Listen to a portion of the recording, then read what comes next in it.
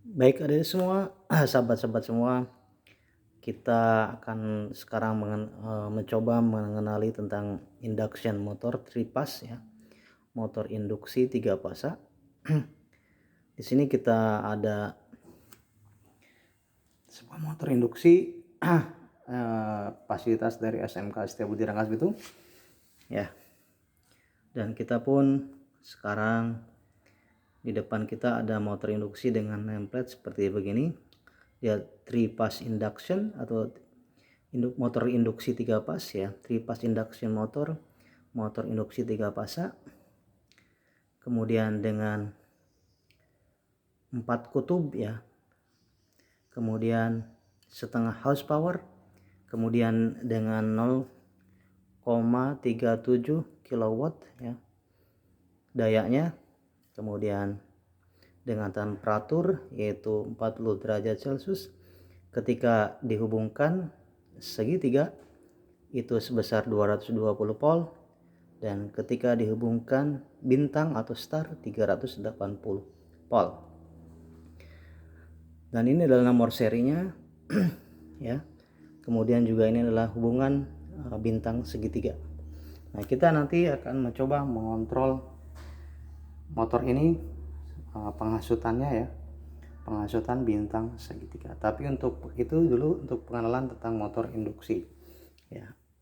Nanti kita melakukan pengontrolnya dengan menggunakan push button dan saklar magnetik. Dan ini adalah panel motor ya, panel listrik, baik untuk melayani motor listrik maupun untuk melayani penerangan.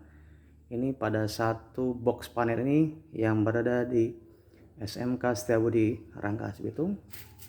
Kita punya voltmeter di sini sebagai alat ukurnya atau indikatornya.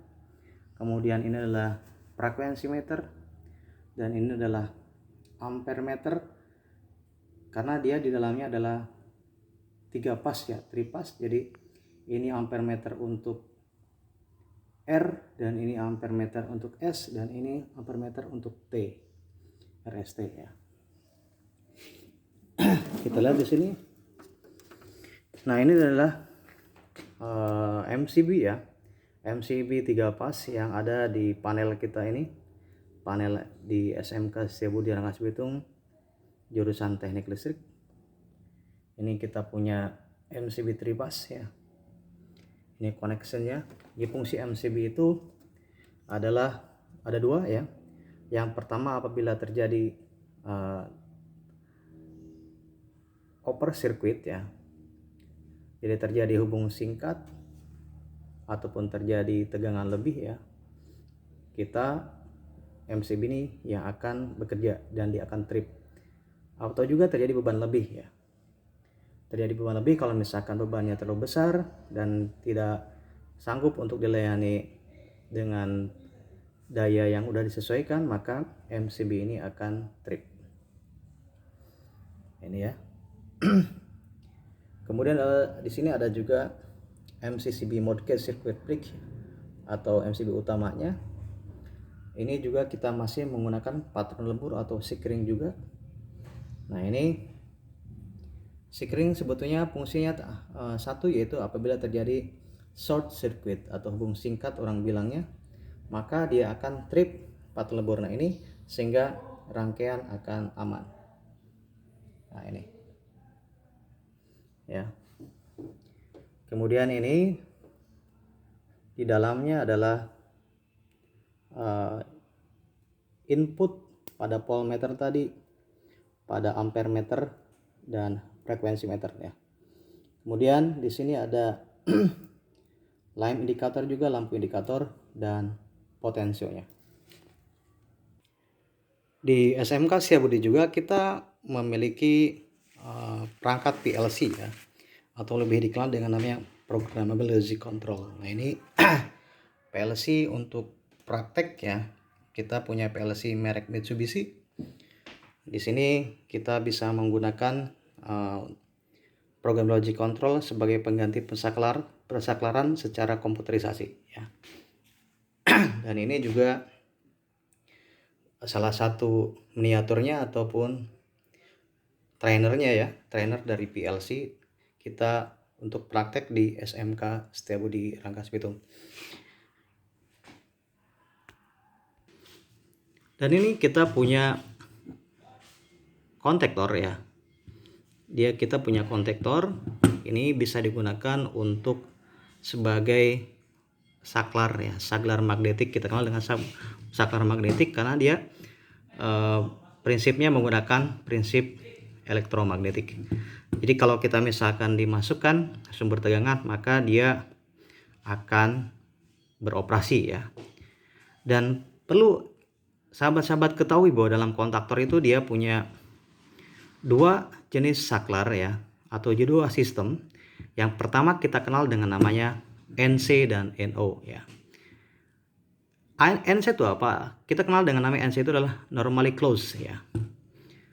Kita kenal dengan normally closed itu gimana? Jadi ketika misalkan arus masuk ke rangkaian ini dan dia bekerja, maka dia akan on ya, onnya dia akan kita tekan, tapi dia secara nanti kalau kasih arus dia akan otomatis tlek gitu.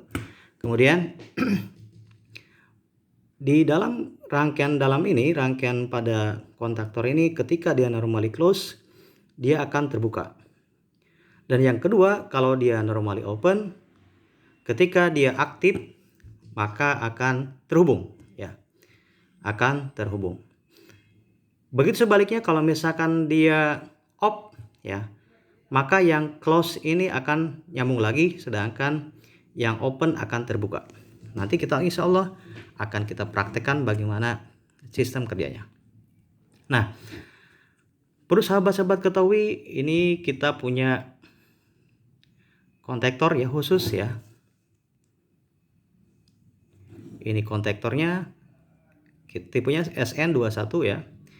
Nah, di sini kita punya NC dan NO. Kalau NC itu kita kenal dengan namanya, istilahnya ada pengkoduan ya 3132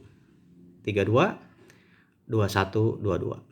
Kalau untuk NO itu 1314 dan 43. Kalau di sini ya 43 dan 44 ini untuk normally open ya. Nah, ini ini disebut dengan pengontrolannya ya. Pengontrolannya ini adalah sebagai pengontrolannya, tombol kontrol, kemudian ini pun kontrolnya ya. Ini pengontrolan juga, dan ini disebut dengan kontrol daya ya. Jadi ini koneksi ke daya ya, RST. Ini pun sama RST baik input maupun outputnya. Nah, ini aplikatifnya ini sangat banyak sekali manfaatnya, salah satunya pada pengontrolan motor ya. Sebab ketika di industri besar ini sangat penting sekali digunakan ya. Nanti juga PLC juga sebetulnya tetap dia outputnya akan dikoneksikan ke kontaktor juga sebagai controlling ataupun saklar switchingnya untuk motor ya. Hanya mungkin fungsinya adalah untuk PLC itu ya, untuk fungsi PLC itu sama juga prinsipnya mematikan atau menyalakan, menghidupkan, mematikan dari kontaktor ini ya. Kemudian juga selain kita punya kontaktor, di SMK Setiabudi juga kita punya TDR ya, time delay relay. Dia prinsip kerjanya kita atur ya, misalkan ketika posisi waktu misalkan 5 menit ataupun 5 sekon, kita terserah kebutuhan kita. Maka ketika pada posisi setelah kita tentukan waktu misalkan 5 sekon, maka dia akan trip ataupun on ya. Tergantung alat ataupun rangkaian kontrol yang akan kita rangkai. Yang sesuai kehendak. Ini di sini kita punya pengaturan waktunya. Ini di SMK Setiabudi kita punya mereknya Omron ya. Ini salah satu dari yang namanya switch ya, atau pensaklaran ataupun juga relay ya. Jadi salah satu yang sangat penting dalam peranan pengontrolan motor listrik dalam industri ya. Ini kita punya ada kakinya berapa nih? 1, 2 ya. 3, 4, 5, 6, 7, 8 ya. Ya 8 kaki ini. Ini memiliki fungsi masing-masing. Nah, ini kita pun harus paham cara membacanya. Karena di sini ada sistemnya juga yang harus kita pahami juga ya. Sama dia juga prinsipnya seperti NO dan NC ya. Tapi dia menggunakan prinsip delay ya atau walk time ya, prinsip dari waktu. Nah, jadi kalau dia misalkan waktu tertentu dia on ataupun normally open, pada waktu tertentu juga dia NC atau normally closed ya. Ini TDR ya.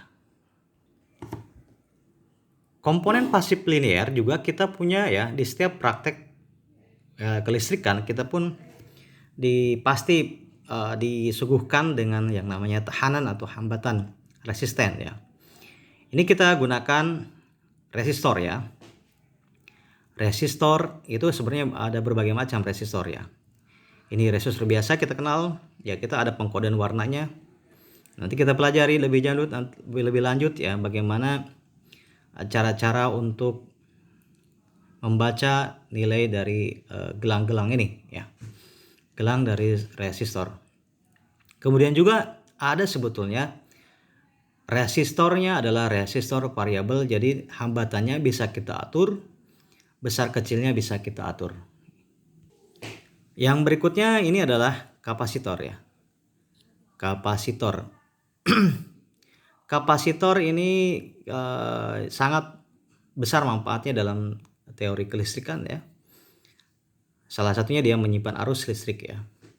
Fungsinya salah satunya adalah menyimpan arus listrik. Nah, ini resistor memiliki satuan farad dan biasa gunakan mikrofarad. Nah, ini kita udah ada nameplate-nya ya. Jadi dia besar dari kapasitor ini, kapasitor ini dia besarnya 4700 mikrofarad ya. Dan tegangannya 50 volt dari 4700 mikrofarad ya. Ini bisa digunakan dalam kelistrikan maupun elektronika dan listrik tenaga atau listrik electrical power ya. Yang berikutnya ini adalah alat ukur ya.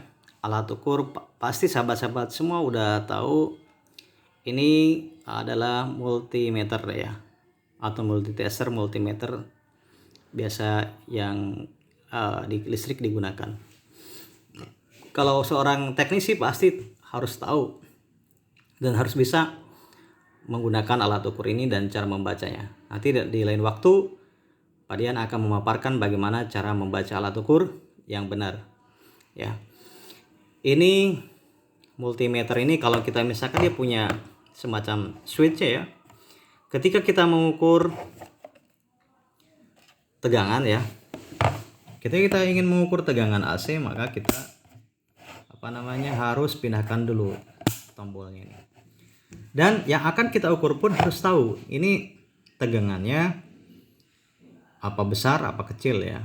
Ini multimeter ini mampu mengukur tegangan sekitar sampai dengan 1000 volt AC ya. Kalau di atas ini berarti jangan digunakan, ini bisa meledak ya. Ini untuk AC maksimum dia mampu mengukur 1000 volt ya, masih bisa terbaca walau dalam kondisi maksimum.